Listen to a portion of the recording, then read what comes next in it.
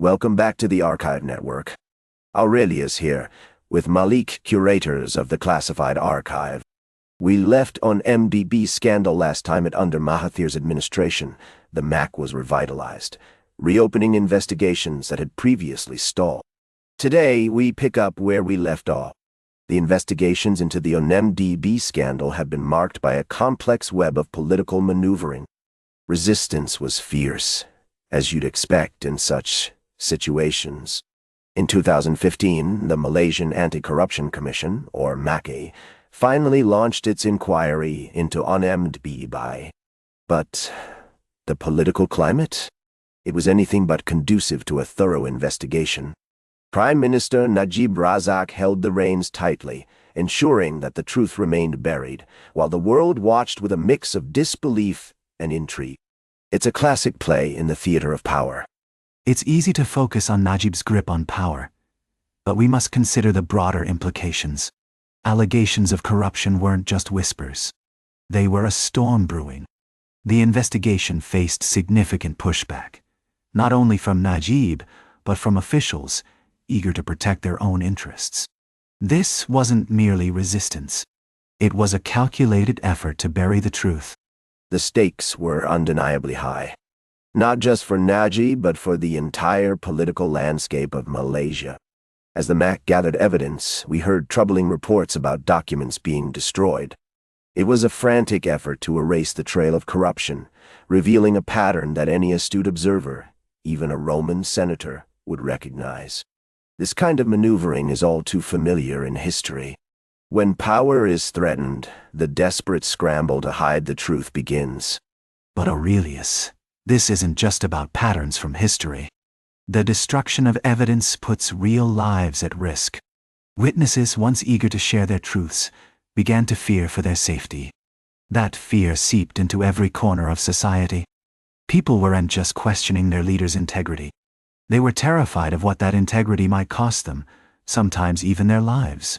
Families started to pull away from one another, unsure who could be trusted. It was a chilling shift. You make a valid point. The atmosphere of fear was palpable, almost suffocating. Najib's administration was quick to brand the allegations as politically motivated, as if that would somehow deflect scrutiny from their actions. His attorney general even went so far as to declare there was no evidence linking him to any wrongdoing. This tactic effectively stifled the investigation domestically, leaving many to wonder how deeply corruption had taken root. We saw this play out in real time, didn't we? That statement wasn't just a declaration. It was a shield for corruption. The public found themselves trapped, longing for genuine accountability, while the government clung to its power, determined to keep things as they were. Disillusionment spread like wildfire. People were losing faith in a system meant to serve them. When leaders fail to act, it's the everyday folks who bear the brunt of that failure.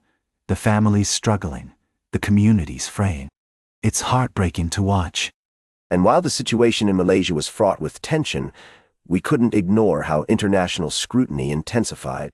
The U.S. government, sensing the growing unrest, began to take a more aggressive stance against the corruption tied to MDB.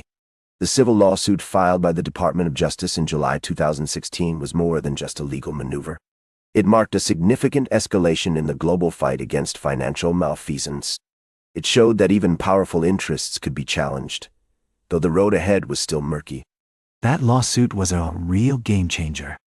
It laid bare how over $1 billion got funneled through banks and shell companies, all while people were struggling. The contrast between what MDB was supposed to do and how it was twisted for personal gain is staggering.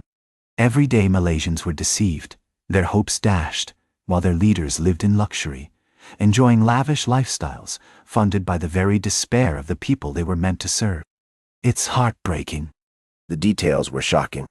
The DOJ's suit laid bare a sprawling network that funneled money into luxury items, high-end real estate, and priceless artworks.